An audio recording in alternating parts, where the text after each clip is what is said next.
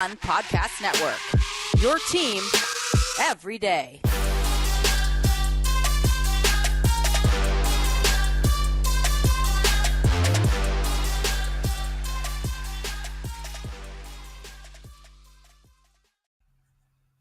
Welcome to the Locked On Wizards podcast. It's your host, the real Ed Oliver. I just want to thank you guys for making Locked On Wizards your first listen every day. We are free and available wherever you get podcasts. And today we have special guest, NBA Draft Guru, a part of the Locked On NBA Big Board podcast as well, Sam Ferris. How you feeling today?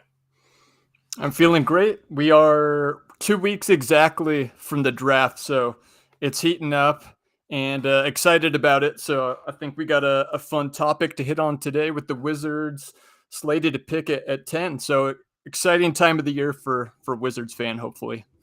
Definitely. Hopefully they're not sick of picking in the lottery. Yeah. We got pick 9 with Denny and Rui, pick 15 with Corey. You know, we made the playoffs that time. But, we just keep getting that 15th or 9th pick of the draft. We're in basketball purgatory right now. Yep. But you can follow Sam at Draft Dummies on Twitter. It's draft, the way you spell it, and then dummies, just like, Basketball for Dummies, the books that used to come out back in the day. Yeah. So we're going to touch on Ochai Agbaji from Kansas. He is scheduled for a workout this week. Ty Washington is also scheduled for a workout this week, but we'll probably get to his breakdown next week. Dyson Daniels as well. So there's a lot of guys that the Wizards are bringing in for workouts. But just to get some background on Ochai before we get started. So he had a lot of accolades. He's 6'5", 210 pounds, senior out of Kansas, won the NCAA championship this past year, was the outstanding player in the NCAA tournament, All-American, the Big 12 Player of the Year, Big 12 Tournament MVP, all Big 12 Tournament. I mean, he won every award that you could basically get. 18 points a game, 5 boards, 1 assist in 39 games. This was his best year by far as a senior. So I just wanted to get your thoughts on where do you have Ochai on your big board? I have him right now at 23, I think. So a little bit lower than where the Wizards are going to be picking, but they're bringing him in to work out. Maybe, you never know, a guy could end up slipping. I don't think he slips into the second round. Maybe the Wizards move up, but either way, an interesting prospect. And I've got it pulled up. So let me give you his measurements at the NBA Combine. He measured 6'5.75, so just about 6'6" with shoes, with a 6'10.25 wingspan. So, solid length there at like plus 4.5 wingspan. So your prototypical size on the wing. And I think kind of that's the hope for him, is that he's, whether he's like the 2-3, that he can come in, defend some wings, probably not big enough to defend the bigger wings in the NBA, whether it's like a LeBron, Giannis, not going to be quite that level of defender, but a guy you can put on the majority of 2s and 3s. And then the hope is that he can shoot it as well as he did last year. If you check his synergy profile, shot a ridiculous 45% on catch and shoot threes. Any NBA team could use that type of just 3-point shooting from range off the catch. So if that's something he does provide, now it's a little bit of a question because the free throw percentages have been pretty low for him consistently, and 4-year player at Kansas. So he is an older prospect.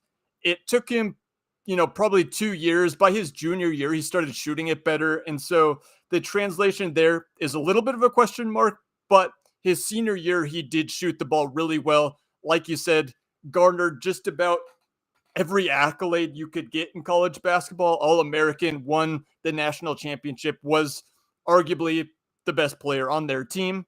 And so the hope is that he can come in, fill a role on the wing, defend, and then shoot from 3. Definitely, yeah. So, definitely a lot of accolades. He brings shooting to the Wizards. The Wizards were bottom 5 in 3-point percentage, shooting the 3. So he could definitely provide that to them, and some athleticism as well. I saw one of your tweets that you ranked your upperclassmen. Where do you have him in upperclassmen? Let me pull, because I actually have that tweet as well. I don't want to search for it. You have Jake LaRavia at number 1, who's 23 years old. Is he 23 years old? No, so he's actually younger. Yeah, so Oh, that's some your big board number. You have him 23, I and have you have him Ochai 23, yeah. But it at is interesting 24. because some people thought he was like 22, and then Mhm. people on the internet did some research and like talked to his mom, and it turns out he's 2 years younger than they thought. So interesting little tidbit there for you. Right. But yeah, I can just pull up my board, I guess. So I had Agbaji second, right, in the tweet. Mhm. Yeah. Yeah, So and you're after upperclassmen. Laravia, yeah, it's interesting though. I have a lot of those guys bunched really close. Jalen Williams, who's been a big riser out of Santa Clara, and then EJ Liddell and Christian Brown, who was teammates with Agbaji at Kansas. I also like. So I had him second there. And let me give you one other kind of interesting stat that I found yesterday as I was going through some numbers. Over the last 15 years, only four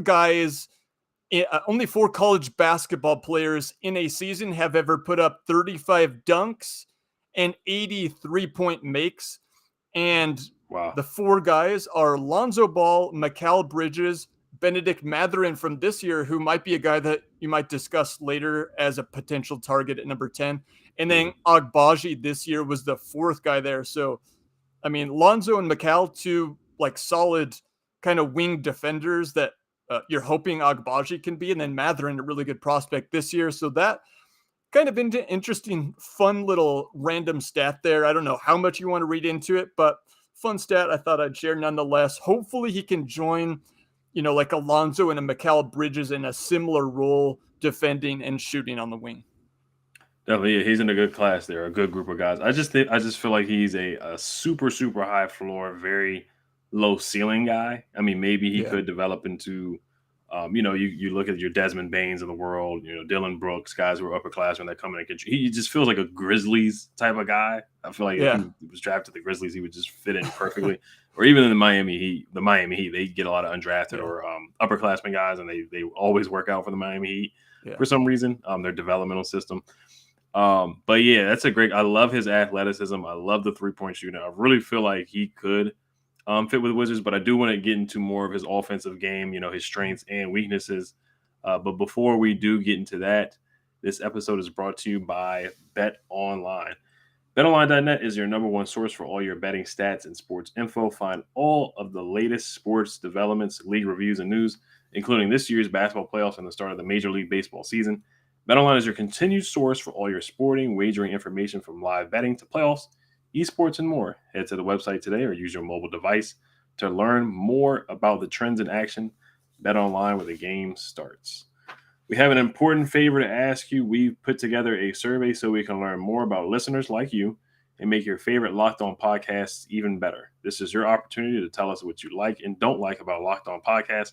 Go to lockedonpodcast.com/survey right now to get started. It won't take very long, and everyone that completes a survey can qualify for a chance to win one of 10 $100 Ticketmaster gift cards. To take our audience survey, go to lockedonpodcast.com/survey. Thanks for your help. All right, so offensively about his game, he looking at the numbers, the regular numbers from Basketball Reference, his 3-point percentage, of course it went up every year. It was 30% his freshman year, 33% his sophomore year, 37% his junior year, and then 40% this past year. Do you see the 3-point percentage translating to the NBA level, and how do you like his shooting form? Is there anything that you would tweak? Like, is there a weird, funky, well, I wouldn't call AJ Griffin's wide base funky, but is there Yeah. anything unorthodox? Good question. I was just pulling up the synergy numbers as well to go with that. So I'll just give you a quick rundown. This past year on catch and shoots, 45%, the year before 38, year before that 38, year before that 29. So you can see kind of that improvement in that trajectory that he was on. Again, 45% on catch and shoot is like an elite number. The question is, a lot of people like to use the free throw percentage as kind of like a touch indicator, and that's always been a little bit lower for him. Let's see, I've got that career 71%, but his first 3 years he was in the high 60s. That's kind of a lower indicator for him as well.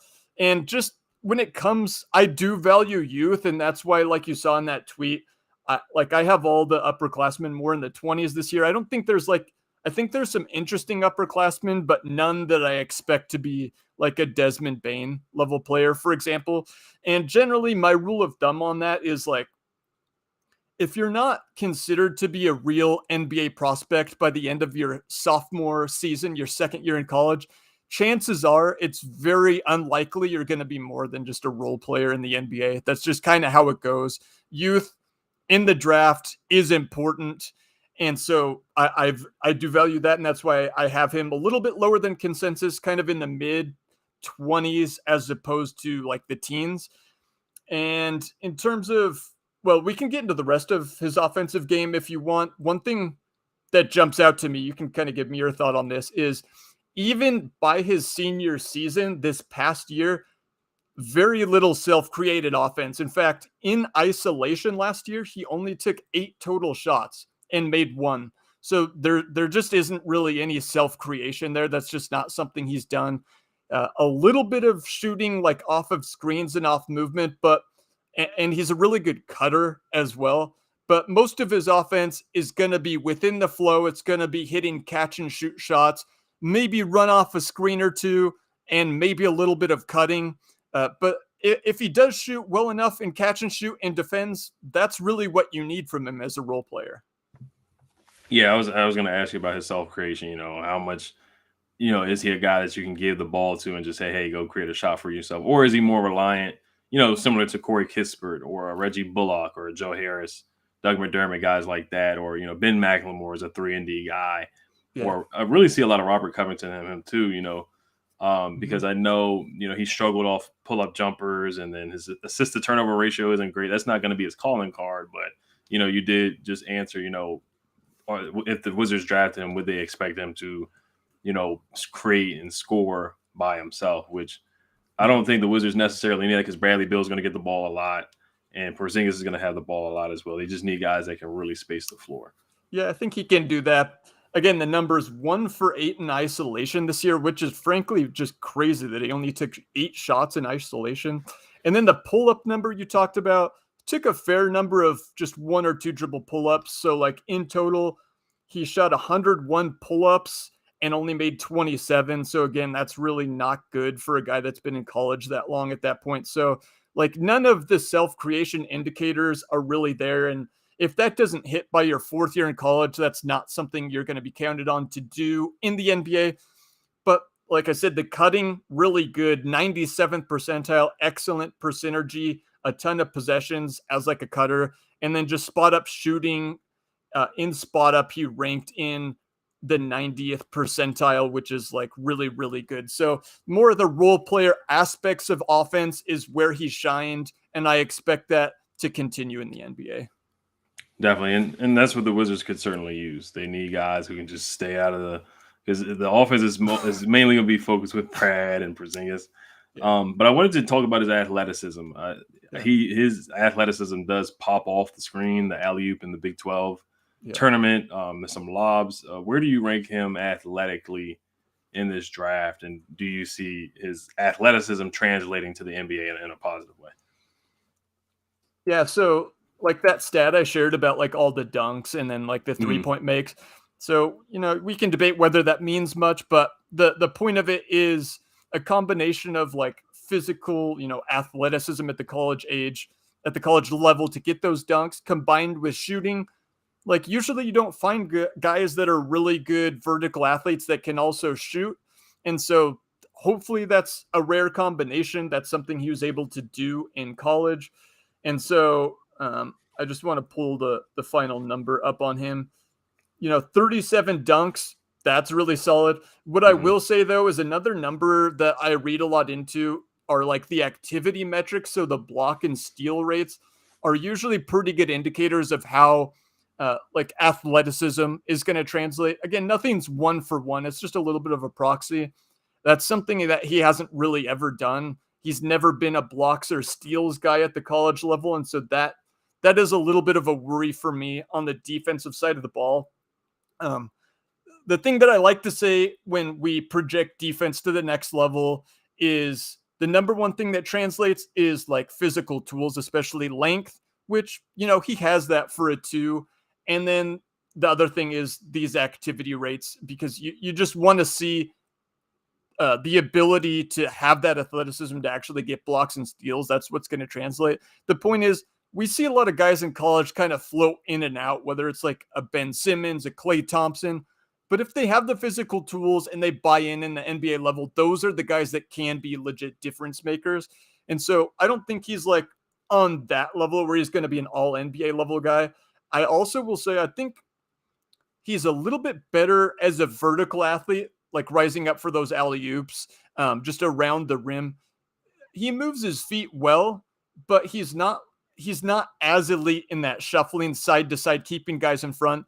And he's not as elite kind of reading passing lanes, jumping passes, getting steals, getting in the passing lane, stuff like that.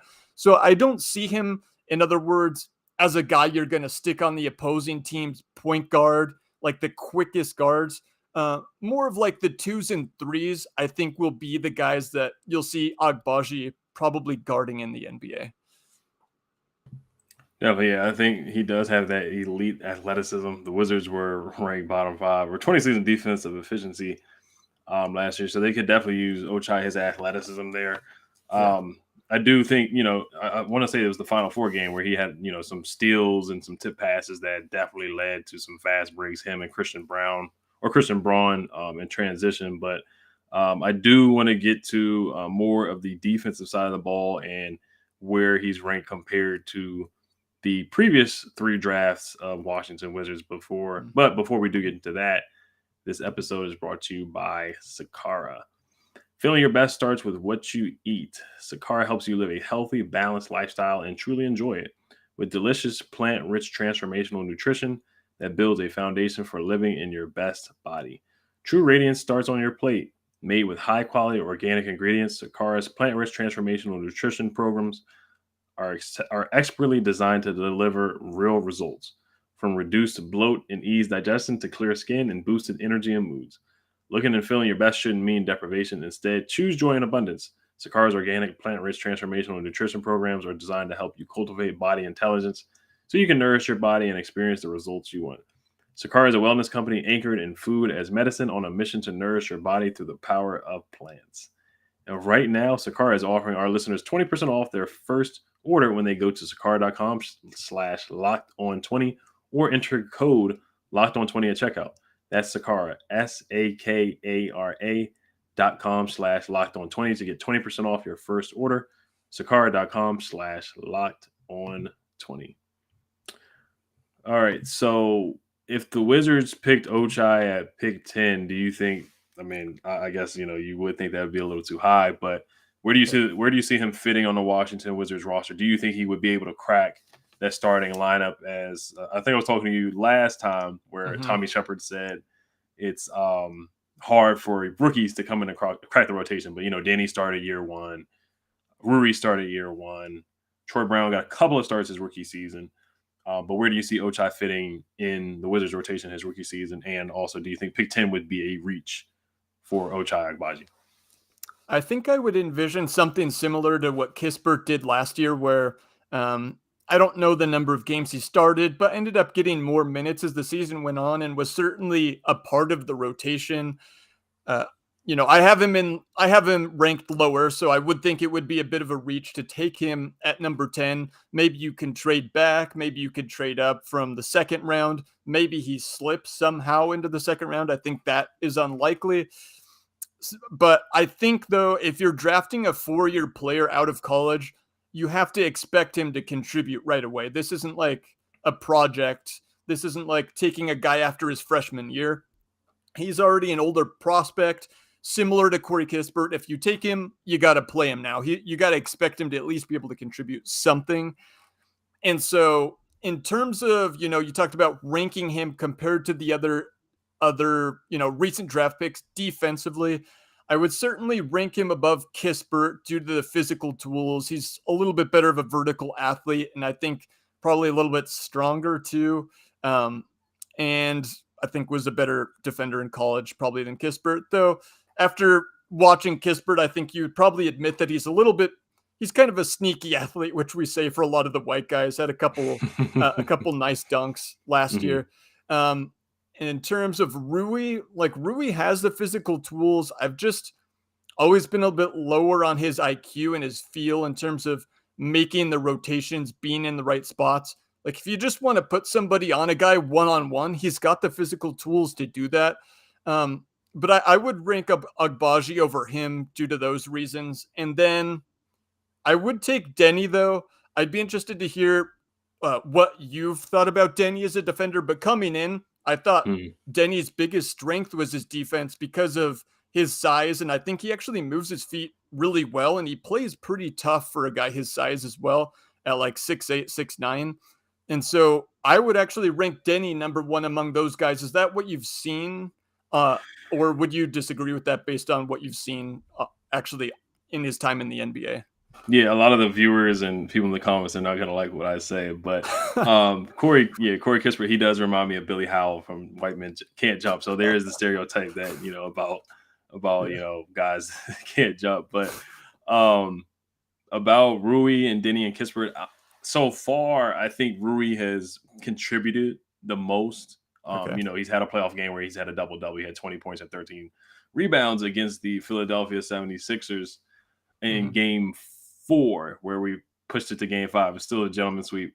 But to answer your question, I think Rui has a skill that you can point to offensively. Corey does too, but he hasn't been a consistent shooter yet. He shot 35% from the 3-point line, but it didn't come on until after really the trade deadline when Dinwiddie was traded and Harrell and all the other guys, and we consolidated the roster. Mhm. And then Denny, he really has to work on his left hand. I think he's the best one out of all three by far. But offensively, Denny, he shot 63% around the rim, which was below Kispert and below Rui. Yeah. He actually shot worse than Neto at the rim as field goal percentage.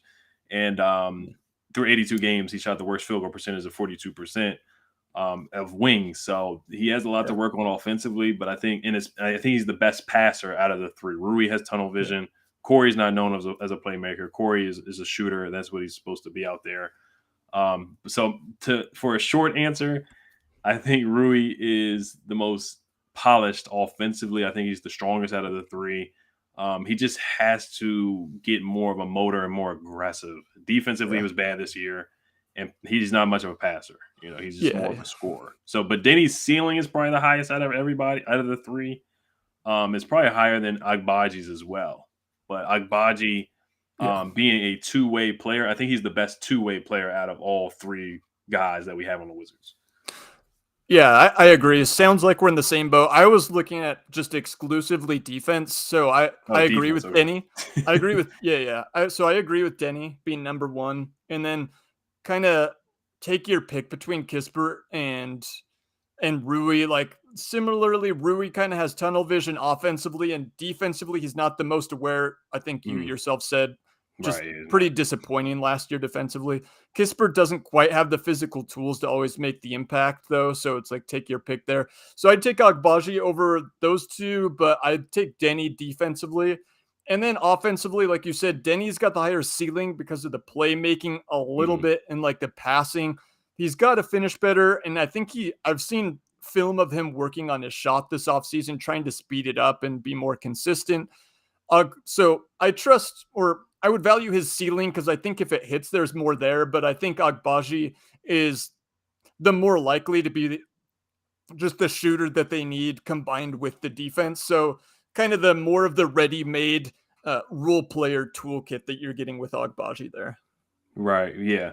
Agbaji is the most polished one where you're getting what you're getting. You're getting what you're expecting. You're not hoping. With Denny, you picked him at the ninth pick. He was supposed to be the steal of the draft, which I think he still can be.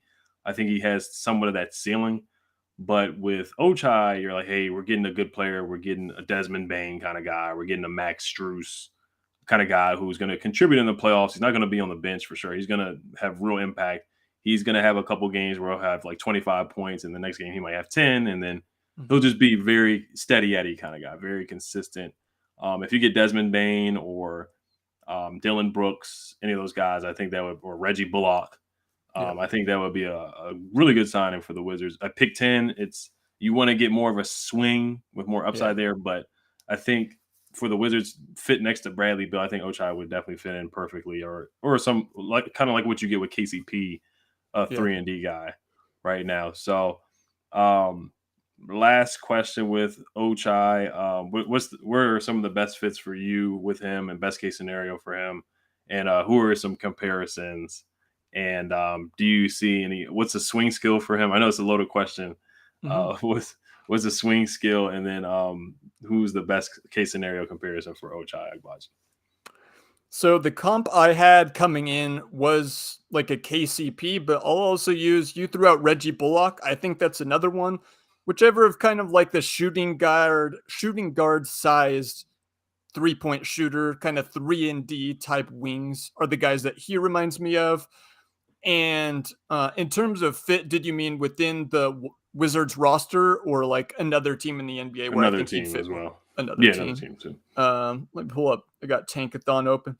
I mean, kind of the benefit with him, like I would not draft a player like exclusively based on fit. I'm more of a guy that goes for best player available or even like the ceiling, the high end outcomes. But the benefit with him, right, is not the fit, but it's his scalability, which when I use that word, I mean the ability to fit in any situation, right? Because he guards and he shoots. Any team can use a wing that can shoot and guard. And so that's one of his biggest pros as a prospect is you don't have to bend your team to fit around him. He fits around your stars like a Brad Beal and a Porzingis. You plug him in there, he defends the other team's guard or wing, and then he shoots when he's open and can play off that a little bit. The swing skill with him, though, would be two things. It'd be just to what level the shooting comes. And I know it's annoying because swing skill with over half the prospects is the jumper. And the question is, he shot it so well last year, but it took him a while to get to that level, and he never shot free throws well. And he's not a guy that to me just stands out as having like incredible touch as well. So he's not like a natural shooter by any means. So to what level does that shooting translate to all the way out to the NBA line? And then the quickness of the release, like is he able to get it off quickly and get off a lot of volume to be an effective 3-point shooter? And then when teams do close out to him, is he good enough to take 2 dribbles and make the right pass or make that pull-up jumper? Because, we talked about earlier in this show, not a lot of self-creation. He's not a very good passer either. Like the feel is just okay. Is he going to be good enough at that thing where in the NBA, when he gets run off the 3-point line, can he make a play or hit a shot off of that? That's kind of the difference between like your standard 3-and-D guy and maybe seeing, is there just a little bit more there? Because like we've seen in the playoffs a lot, like shooting is important, but if you can just run a guy off the 3-point line and there's nothing else there, then it becomes really hard to play a guy like that in like higher leverage situations. Right. And I thought of some other prospects that were, older, some upperclassmen that had played well recently. Sadiq Bey was an upperclassman. Chris Duarte last year, how did you have him ranked? Because I know he was a senior. I was a little higher on him, but he was like even older too. So the reason I was higher on him is because I was higher on him a year before. And so I kind of knew that he was a little bit older, but I was higher on him as a prospect earlier. And the combination of the shooting, but he was a little bit further along than Agbaji as a ball handler and passer. Like the 2 dribble pull up was something he did really well compared to a guy like Agbaji. So had a little bit more juice off the dribble, in other words, in my opinion. And that was the difference, is just the more all-around offensive game. And Chris Duarte went higher. I think he went for 12, 13. I think he went 13. 13, yeah, because the Warriors took Moody at 14 right after that. Yeah, so I do prefer Duarte offensively, and then defensively it's really close. But those are interesting comparisons to think about in terms of, upperclassmen. Right. Yeah, but Sam, I just want to thank you for coming on, and I just want to thank you guys for listening, making Locked On Wizards your first listen every day. Now make your second listen Locked On NBA, from the first jump ball of the play-in tournament to the last possession of the NBA Finals. Locked On experts take you deep inside the playoffs with insight and analysis affecting all 30 teams. Sam, before you leave, I know we forgot last time about the finals. Who do you have? winning the finals. I mean, I don't talk about it much because what I do is all draft related, so I want to keep it to that. But I am a really big Warriors fan. I try not to talk about it much, stick to my draft stuff. My dad and I have always been big Warriors fans. So, not been a great start. I'm not confident. The Celtics have been the better team. Steph has looked awesome, and they're still down 2-1 is kind of the worry. But the size and the athleticism has been just overwhelming for the Celtics. Combine that with their hot shooting, it's tough. The Warriors need a lot more from Draymond Green if they're going to have a chance to get back in this series. Yeah, they need more from him than him just being on a podcast after every game. So. Yeah. What was it yesterday? 2 points, 4 rebounds, 3 assists. Like, he's got to man up, grab some rebounds. Like, there was some stat that I saw, I think Kevin O'Connor from The Ringer, that like opponents are scoring like 1.2 points per possession, whatever it was, but just really bad. He said no impact defensively, which is not great. So things have got to change. The Celtics probably have to like get tight and start missing shots for the Warriors to really have a good chance to get back in this. Because they're so athletic, big, and just have so many guys that can hurt you. But when they're shooting like this, they're really, really tough to beat. So. Right. Yeah. And you're not a bandwagon fan. You were a fan when Andres Biedrins was the starting center. Yep. My dad's from the Bay Area, so went back, been to games back at Oracle. Always been a big Steph Curry fan going back to his days at Davidson. So I've been around for a while, but the last few years of being a Warriors fan have been enjoyable for sure. So. Yeah. But thank you. Is there anything you want to plug before we wrap up? Oh, yeah, you can follow me at Draft Dummies. I know some of your listeners probably do already, but a lot of just my draft thoughts, some of the stats that I shared today that are kind of fun. I like to share a lot of clips, both of prospects, and then next year, when these guys become rookies, I'll still follow them, as well as next year's class. And then I'll be at events like the Summer League to kind of give you the scoop and give you some of the my thoughts there as well. So that's what I do year round, is a lot of draft stuff. So if you're looking for that over the next few weeks, or even looking forward to next year, I would appreciate a follow on Twitter at Draft Dummies. Yep. All right. Thank you, Sam, for coming on. Make sure you guys listen to Sam and follow him on Twitter. Just want to make sure you guys have a good weekend. Make sure you guys subscribe to Locked On Wizards on YouTube and hit the notification bell. Hail to the Wizards. Peace.